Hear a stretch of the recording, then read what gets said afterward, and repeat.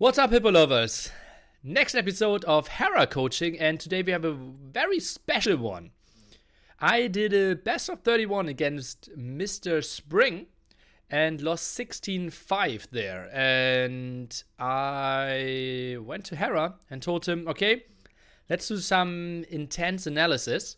And I asked him to analyze 8 selected recorded games, and he did a VOD.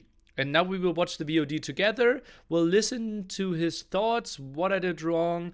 I can pause and maybe think about what happened and why this was my thought process at that side. And hopefully we all can become better nerds together. That's the idea. Obviously, I will have huge fails in here and won't look great in a lot of the situations. Please be respectful, ask kindly, and also know that I'm also only a human being. And so, this one is the VOD. As you can see, 2 hours, 7 minutes. For YouTube, it will be cut in some parts, but on Twitch, we are now working through the whole thing. Let's see what he has to say. Alright, so here is game 1 of the best of 31. So you sent me 6 games and 2 optional ones. It's really silent, right? I'm trying to increase that to kind of the maximum. I'm going to go over all the games that you sent me, and we'll see if I get time to go over the optional ones. So I quickly took a look at the settings. Best of 31, All Arabia, Hidden, no repeat. So basically what I'm getting from this is I will not really look at the civs. Is it better now? He just said he won't look at the civilizations, and yeah, just gave a small intro as well. We have the live chat over at the right hand side. Good now. Okay. Sweet. Because you obviously, if you want to win, we'll have to use most of them, if not all. And but I will, instead of looking at what civs you picked, I will look at the civ matchups that you have, because obviously 31 games, like I said, you have to pick a lot of the different civs. So I would just look at the civ matchup and treat every game, and just treat every game like it's its own separate game. And then these are the civs that you ended up with. Alright, so cool. So for the first one, I'm not really sure how much depth you want me to go in, so I'm just going to analyze it like I would analyze a regular recorded game, which is basically I'm going to start off by taking a look at the matchups, then looking at each player's maps and talking about how it should play out, and then seeing how you and Spring decide to play it out and how you adapt based on the situation. And then just to not waste time, when I think it's over, when it's clearly over, I would just fast forward the rest of the recording. Alright, so let's get into it. This is going to be game 1. Let's go for it. Makes a lot of sense to me, and I think that's how we should approach it, yeah. Alright, so starting off, Britons versus Slavs. It's actually an interesting matchup because Britons can give Slavs a hard time at certain points of the game. Right away when I think about this, I think Britons, if they can get a Drush fast castle, which quickly looking at your map probably won't happen, that would be really strong. Other than that, I think they probably excel in early castle and early imp versus Slavs, especially early imp. Where they could abuse the extra range. And Slavs, yes, they have C-Dram, but it takes quite a while to get into C-Dram with another unit to support it. So that's what I think about Britons versus Slavs. I think Arbalest and Halbs and early imp can be the way to win the game, or at least get some advantage. And early castle, you obviously have the +3 range expo, which has a lot of micro potential. As far as Slavs, they probably win with extended feudal age, extended castle age, and extended imp. So they win in late stages of every age. So you have to be careful not to spend too much time in the ages. I'm obviously reading chat this whole time and listening to him, so if you have any questions, I can answer them. And also if you have some feedback, like Nilly, talk a bit more or say something about some situations, I can do that as well. Alright, so now that we have the matchup out of the way, let's take a look at the maps and decide how it should be played or how you could be playing it. Alright, so you've got a really nice backwood that you opted to take, which is very nice. You're pushing deer, which I don't mind, that's cool. And then you have closed berries. The one thing I will point out though is that you have weird golds. You have one kind of at the back, but it's kind of exposed as well. And then you have 2 in the front that are also kind of exposed. So right away, this is a red flag for me. And we're going to see how you defend it. You've half scouted it. You're still missing this. We played regular Arabia, 5 games, then 5 games of NAC Arabia, then 5 games of Hidden Cup Arabia. This one was regular Arabia if I look at the points. Gold. We're going to see if he's got it. But yeah, that's definitely a red flag. That's definitely an area we want to protect. And this wood in the back is quite safe as well. So how I would play this map is probably wall from a wood line to the TC. Same here. And then just try and play with my buildings on the front. I probably will not fully wall. Or if I do, it'd kind of be like a little like circle around my base. And I might tower the gold if he comes forward. Because again, remember, Slavs will win in late feudal. So we really have to be careful about this this area. Alright, so that's going to be it for the Dark Age. Let's quickly take a look at his map. First thing, like, Slavs will win in late feudal. I always think, like, Slavs are good in Castle Age. But yeah, obviously in late feudal, once you have like 8 farms, it's already pretty good as well, yeah. I'm going to take a look at the scouting you did. He's got really poor woodlines. He has only one woodline out here. This one, I mean, maybe this one could be a woodline. Other than that, he's got really not much. Look at his map is terrible. 2 forward golds on a hill. Berries are close on a hill. Woodlands on the front as well.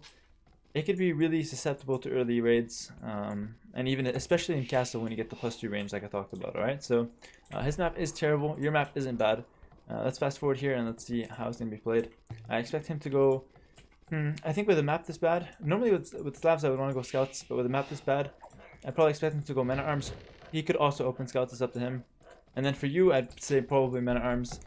I would look for the Drish of Sea, but honestly I just don't see it with this map. So you have 2 options, either scouts or men-at-arms.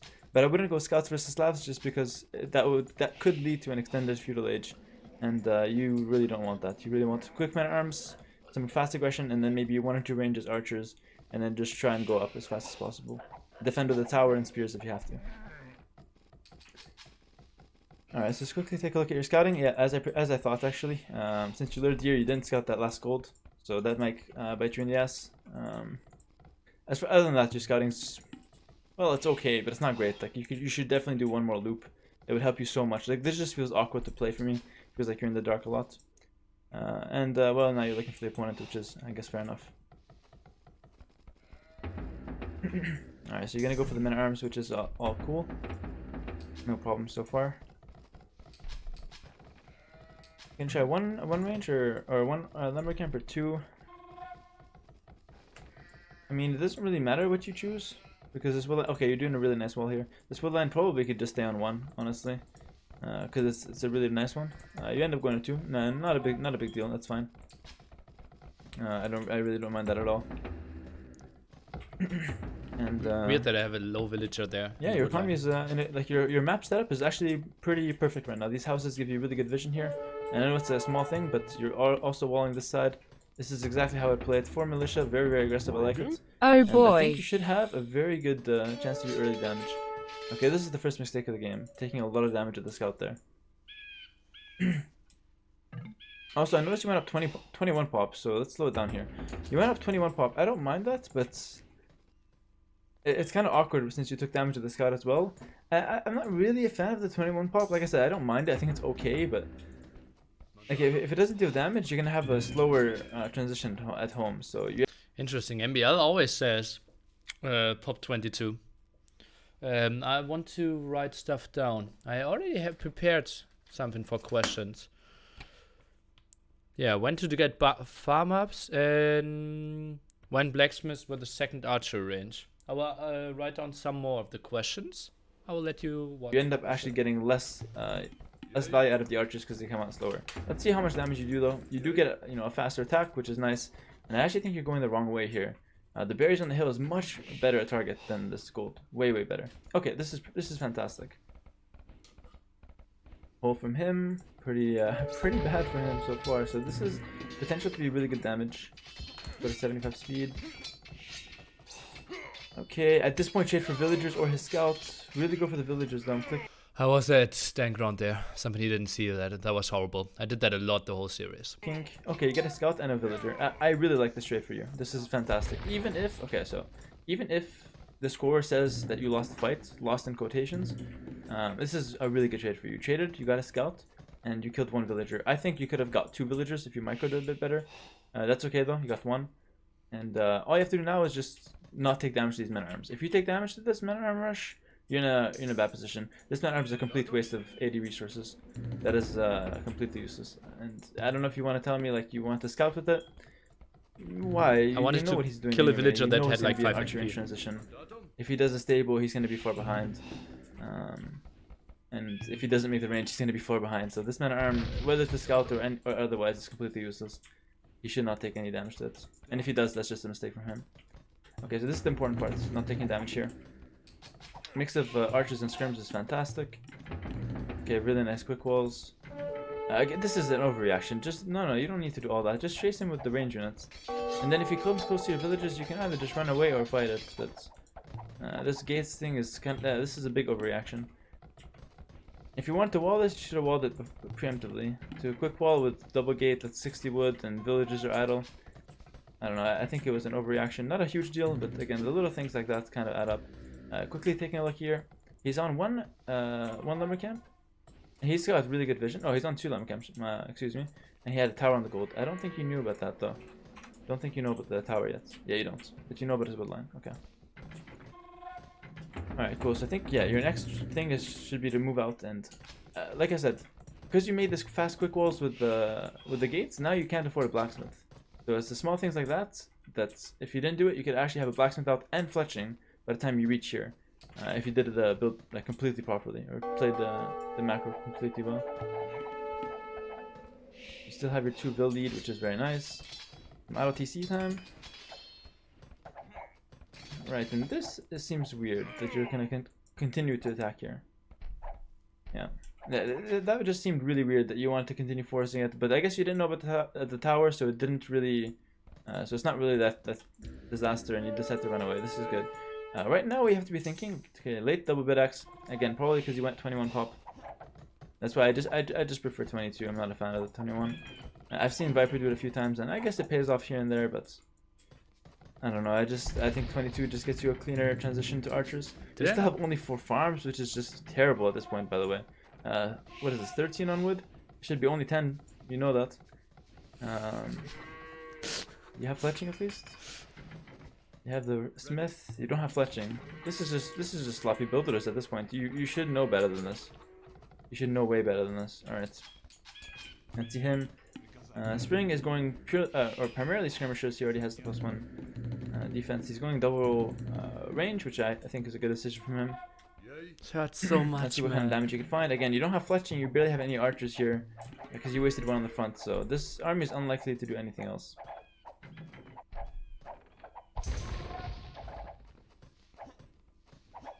Okay, so this is not bad. You're forcing some reaction, but you will eventually end up losing all your army for it.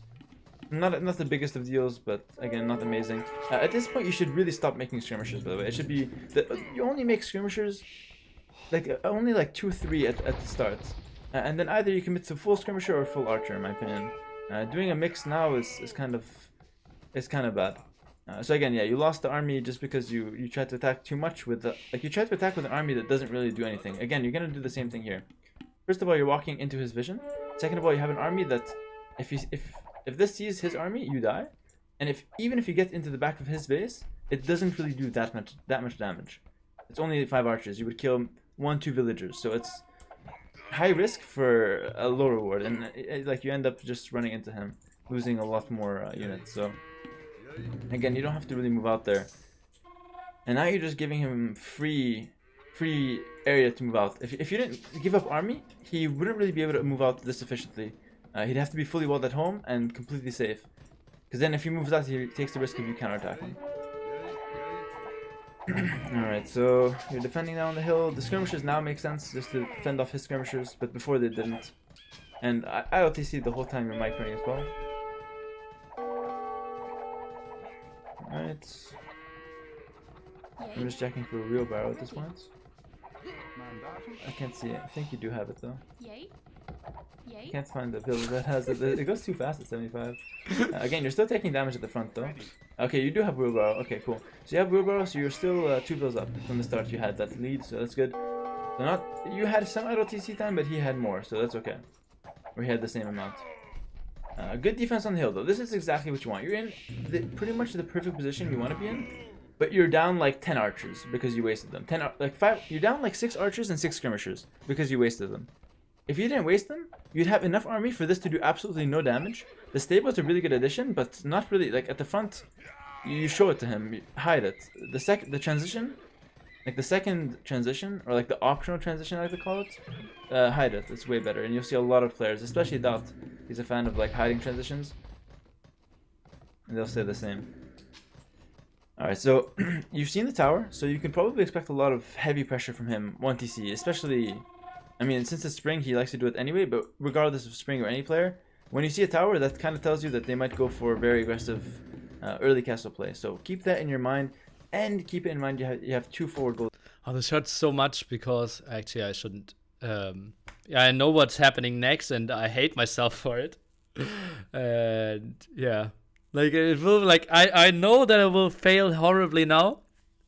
And hundreds of people are watching how I fail. And then a person tells me that I failed as well. Feels really weird. You finally know about the 3rd gold. I like how you walled up the map. Like I said, walled in like a circle. Makes a lot of sense. It's not too bad. And your gold is pretty protected. So you're actually playing this really well in terms of setup. But look at this castle time. 25 minutes. I mean, why? You made that extra minute arm. You wasted 12 units maybe, and then you had some idle time. You're moving out now, which I don't mind, and you're walling up, so you recognize that you need some defense at home. By the way, at this point, making a couple scouts is actually not the worst decision in the world. Like 3 scouts to surprise your opponent and clean up the skirmish, or at least force them back. It's actually not too bad. Okay, this is something I have to talk about. Okay, so remember when I said only 4 farms, you're way too late, like with the farms? I said that at 16 minutes. Now, since you were late to seed the farms, you didn't convert the wood to food fast enough. So now what happened is, to make up for that, you seeded more farms later on, because you're still missing food for castle age. Now look what you have now. You have, what is that, 9, 18, 19 farmers, and you're going mainly archers. I know you're going to make a few knights, but I predict, not guaranteed, but I predict you to be floating food for this game, alright? And the only reason why you might not float food is if you drop 2 TCs fast and start making villages, because you have the cheap Briton TCs. Alright, but this is way too many farmers. Basically what you want to do is seed farms early on. Like at 16 minutes you need to have not 4, you need to have like 8 or 10. And so if you seed it early on, you won't actually need to come to this many farms. That's basically the bottom line here. So let's see if my prediction is right, and let's see if you end up floating food. Alright, at this point, like I said, you moved out. I didn't mind it, but you ended up getting punished from it. How to avoid this? I guess just wait for your upgrades. Recognize that you've already wasted army. Recognize that he has the counter reader on the field. You can't really move out until upgrades. And this is just rough to watch. And if you watch like the really good players, like the top 5 Arabia players, you see MBL, Viper, Leary. How often do you see them run out with army and lose all of it? It very rarely, maybe even never happens. Why? Because they know when they're able to move out and when they're not. And I think that's probably one of your biggest issues, at least from this game, that you don't really know when to move out and when to stay back. Alright, so now you're going for a double stable and siege workshop, so you're kind of spreading your resources thin. You've also made the upgrades for archer, for the crossbow. I'm not sure why. If you want to tech out of it, you probably wasted resources. And as predicted, you're floating food. 800 food and no gold to even spend it on it. This is, in my opinion, the game is over here. I'll continue checking it out just for the next little bit. He's going pikemen and skirmishers. This is weird from him too. There's no reason to really add pikemen. He should probably add knights. And he's adding TCs as well. So this terrible map from Spring was gone unpunished, and a lot of it was builder, honestly. Close your eyes, so guys. Now you're losing villages. Your TC's at a weird spot. You're floating food, and it's really downhill from here. There's no way you'll come back from this position, so I would just fast forward. This game is over. Oh, you just got a really nice shot actually, but it still shouldn't matter. He's up 6 villagers. Okay, well, let's see. Maybe that shot can get you back in the game. It should never happen, though, from him. That was a big mistake. Again, floating food. Can't stress this enough, and you know why now. I think I made it clear enough. Yeah, if it's still confusing about like the whole idea of seeding the farms earlier, just let me know, but I think it should be clear. now you're in a castle age where you're not even making the best Briton units. You're not making expos. You're making knights and mangonels. It's not where you want to be. I know you're thinking, okay, he's got skirmishers. How do you want me to make skirms? Well, basically, with a better build order, you would be up faster, and you would actually have the crossbows before he has the elite skirmisher. Especially with the civ like Britons who get off to a decent start. So with like the fast producing ranges and stuff. So I think like. Definitely, crossbow mangonel is how I would play this this castle age versus Slavs, or how I want to play the castle age with Slavs. One stable's fine, double stable doesn't make too much sense. And let's see, okay, you're 12 bills behind, so maybe a miracle could happen. But remember what I said at the very beginning, that Slavs usually have the upper hand in late castle age, and that's where we're headed. He's 40t booming, he's completely fine at home, he's got tower defense. There's no way he's really taking damage. Now his bad map is actually fine. He's up on 5TC. He'll probably add in knights very soon and kill you. I'm gonna fast forward until something happens. I don't think it will happen. We'll see. Yeah, he's adding in knights now. He's up 20 vils, and this is the point of the game where you're adding stables again. You're making the unit that the Britons don't excel at all. So you're not even playing to your civ strengths. I'm really not a fan of that decision to add in stables. Let's see. And yeah, he's just gonna go stables, and his knights are just simply better than yours. Like I said, this game is completely over. At the point where I fast forward the first time, it was over. So I would just continue fast forwarding now. I think regardless of what happens, this game's over. Good quick walls. You're now trying to tech into pikemen. How many transitions did he do this game? I mean, I know he did a lot as well, but the amount he did is nuts. And yeah, now we're in late castle age, you stand very little chance. Even if the game is even, you don't stand a chance. Imagine if he has this whole lead. Yeah, you have no way to win this game. He's 200 block as well.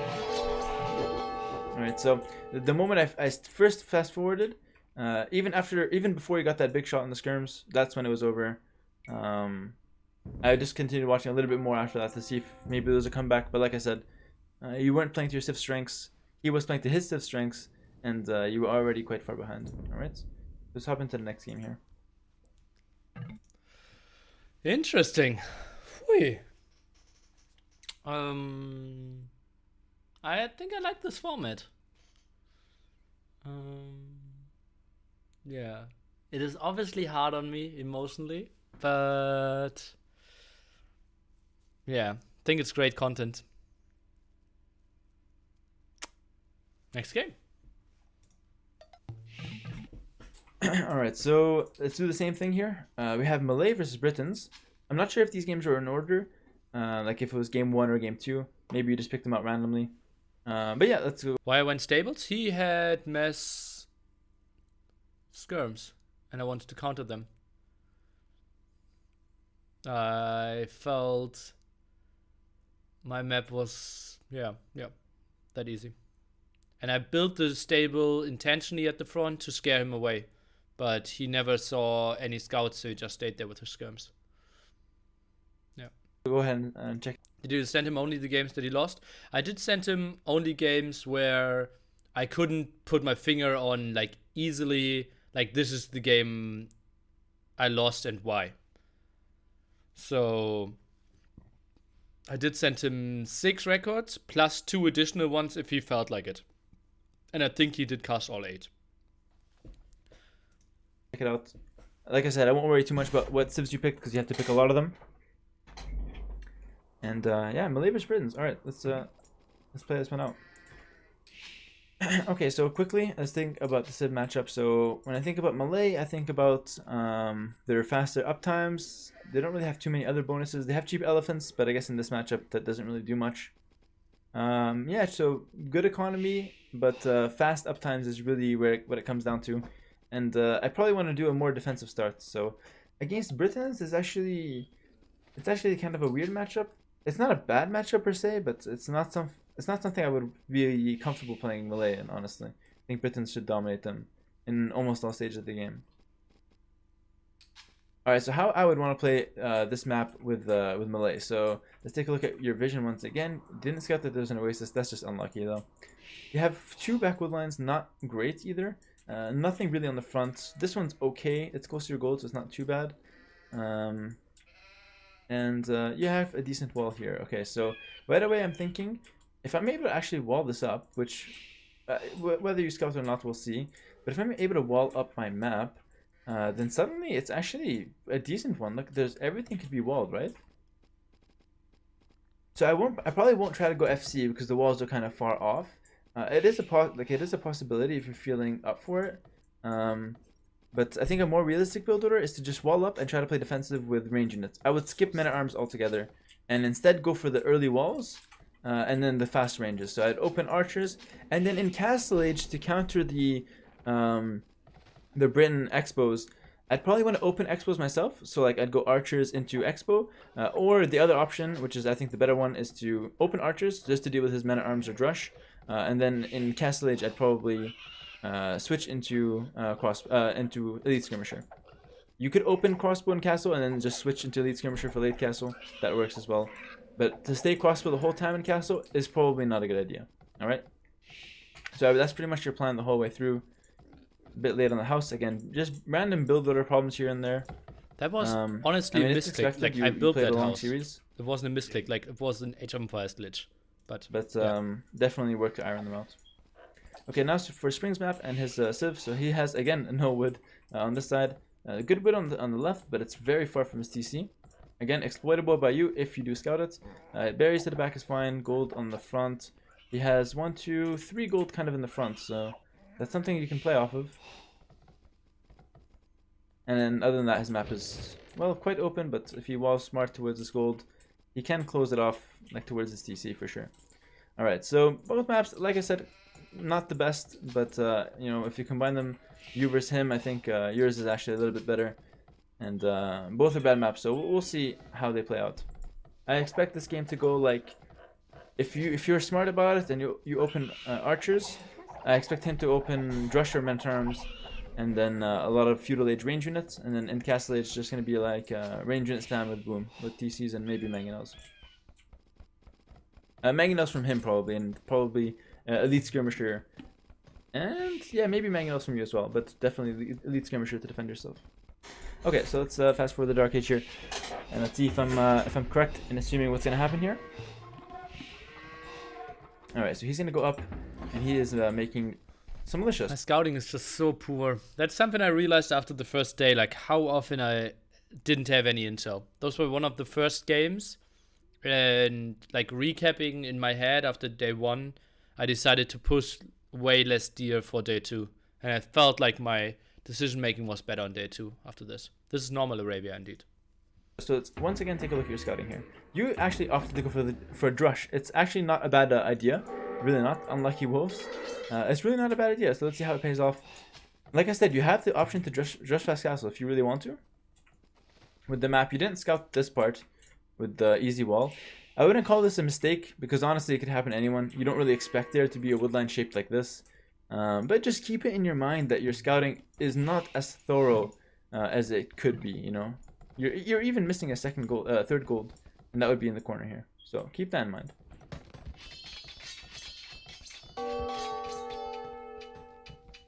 Alright, so now he's attacking you. Nice walls there, that was very nice. He's attacking with men-at-arms, and you've got your drush at his base. You're going drush into feudal play, and I think you'll lose 2 villages off the bat. No, you actually make it out luckily with 1. Okay. So did this drush pay off? This is what you have to ask yourself now. Well, not at all actually. It actually put you in a really bad position because now you're basically going straight archers, but you have no gold access. So I think my recommendation would be to just, instead of the drush, just wall up, because your plan with Malay is just to buy yourself a little bit of time. And yeah, the drush is in theory a good way to do that. With a map this good or this easy to wall, I would definitely say early walls is key. And again, you're going for skirmishers. It's okay versus Britons, like it's good, but early on it will really slow down your uptime. And you're on 2 lumber camps, okay. Very messy economy though, very messy. Again, the drush just didn't pay off for you at all. Yeah, I can't. You're actually very far behind now. Mistake from him to not kill that mannequin. What the hell? You're actually very far behind. Alright, he's only making one range. Goodbye, Drush. Oh, you're losing the Drush. The Drush did... It killed an archer. That's it. This is actually quite smart from you. Alright, you know what I noticed actually? You do like the little tricks well, but you're... This is actually quite smart from you. This is actually quite smart from you. This is actually quite smart from you. Alright, you know what I noticed actually? You do like the little tricks well, but you're missing the bigger picture, or you're missing the easy things to do. You know, I think you take them for granted a lot. And by easy things, I mean like picking the correct strategy and scouting your map properly. The easy thing, this picking scouting the is not right proper. strategy. Like, it's okay. It's better than last game for sure, but the first 2 games I've seen, I'm not really impressed with the scouting at all. Alright, finally you're realizing that the map is actually quite wallable. Going with a blacksmith on this side, walling up this side. Okay, this is decent. So you're stabilizing, but it came at the cost of 2 villagers. If you had just done what my idea was, it would have been a lot easier for you. And well, my idea is not crazy. It's not like it's completely out of the box. It's just opening straight archers, which I know people say it's not a good idea, but there's always a place for every strategy, and this is one of the cases where opening straight archers with some good early walls would have been way better than what happened. Alright? Alright, but enough about that. Looks like Spring actually did a very nice build over here. He did my Men-at-Arm 1 range build. I mean, not my, but, you know, he did a Men-at-Arm 1 range builder. I didn't like that he used the market. I think I would prefer Blacksmith. But nonetheless, he's going to be up at 1931. This with Britain, fantastic. Because remember what we said about Britons, their strength is really the early castle and early of every age. So he's actually capitalizing on that very effectively. And he's making his bad map into a pretty decent one. The tower on the woodline, the wall on the gold, the walls near the woodline. How do you really play this? At this point, if you know what he's doing, so this is what you see. Right, you know his score is low, and you only see this much military, and you see a tower, so you see a very defensive setup. At this point, I would actually recommend you to go pretty aggressive, especially if he's moving out like this. This is when you should capitalize. You have full upgrade fletching, full upgrade skirmishers. You should be under his tower, like everywhere. I would suggest you be very aggressive with the skirmishers, and even consider sending a vill to tower, like do like random stuff like that, because he went up very early. Okay, regardless, he's up to castle age, pretty much untouched. You lost your chance to run under his tower and sit there with skirmishers and be annoying. So now your skirmishers are pretty much useless. He's up to a castle age with good upgrades, and he's going for a fast siege workshop. Remember, when they do a tower, the conclusion was that they might attack you early on in castle age, and this siege workshop is pretty indicative of that. Okay, good scouting with the skirmishers. You find his army. At this point, though, the question is, what can you really do to defend this? I don't know, actually. The only thing... Okay, this is just... This makes me want to just quit this game and move on to the next one. What is that, really, nilly? That's why I picked Malay! What is that? What is that? That's a dock and a train. What is that? That's a fishing ship. You're making... This has to be a viewer challenge or something. Like, I hope someone donated for that. Or else, I don't know what to tell I you. donated points. Anyway, though, he's coming forward with some crossbows, and like I said, I think the only thing that you can do to defend this, I'm actually not sure. I think the only thing is tower defense, which is what you're going for, walls and towers. Again, it's just not a good position for you to be in. What you could do actually is bait him in, so outsmart him. Bait him in. He comes in, the tower's there, and then you come out with the skirmishers. That's actually the only play that might get you back in the game military-wise here. That was my plan. Again, it's not completely over, but you're just in an uncomfortable position for no reason. And, well, you come in too early with the skirms, and, well, there's nothing to do here. Again, wasting army is a really common theme here.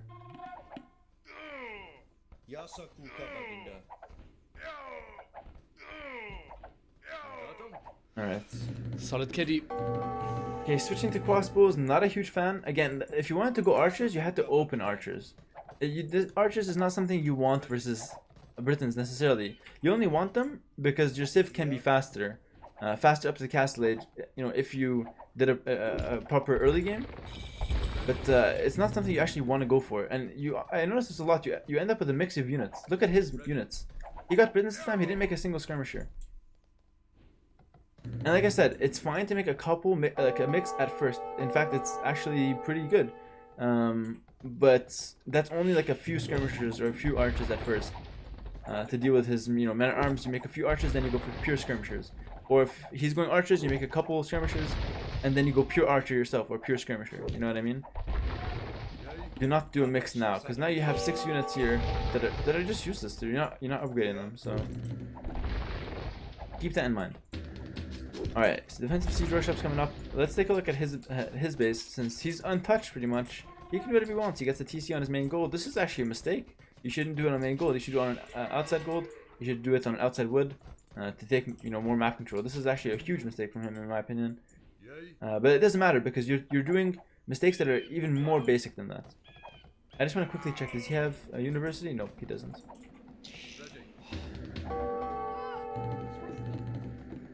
Alright, so scrims versus crossbow. Let's see the manga now. It's gonna come down to some crazy micro, even though it shouldn't. And this is completely over. Okay, so let's quickly recap that game because it kind of ended quickly here, or I mean not abruptly. I saw it coming, but it ended quickly. Basically, it came down to you choosing the wrong strategy. Drush, like I said, in theory, it's fine. There's nothing really wrong with the Drush itself. But the fact that you didn't do any damage to the Drush and took damage to the men-at-arms, that in combination is just too much deficit in the early game. Instead, just do something like out of the box. Like straight archers is a fine strategy, especially with a civ like Malay, who can't really afford the early game infantry. Without falling too far behind. Drush, like I said, nothing wrong with it. It's just how it played out was not ideal. If you scattered your map better, you would have saw that you could do these walls a lot earlier. And don't be afraid to wall in Dark Age. There are plenty of players that do it. It's not ideal. It won't work every time, and it's not something that you should rely on. But it's definitely something that you can pull out of your back pocket, especially if you have a slower start civ like Malay. So that's definitely the early game. And as far as the mid game, the one point to recap on. Is to not mix units for no reason.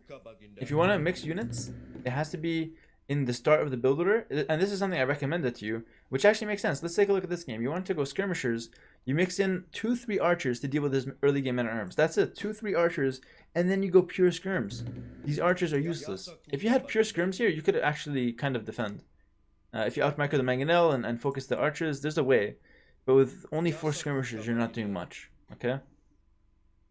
And then finally, for I guess the mid to like late feudal, early castle, I guess just don't waste army. Like in feudal age and early castle, don't waste army. There's too much army wasting going on this game and last.